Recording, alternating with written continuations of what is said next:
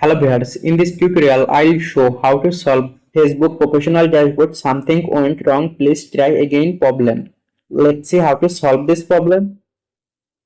Tap on hold Facebook, click on app info or I button, tap on force stop, tap on OK, tap on storage and cache, tap on clear storage,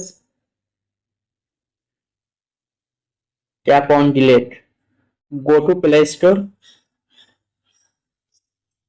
click on search bar and search Facebook.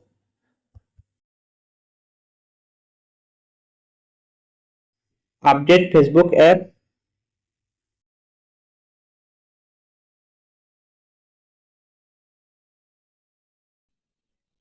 Click on profile. Click on dashboard. Now problem solved. Thanks for watching. Don't forget like and subscribe.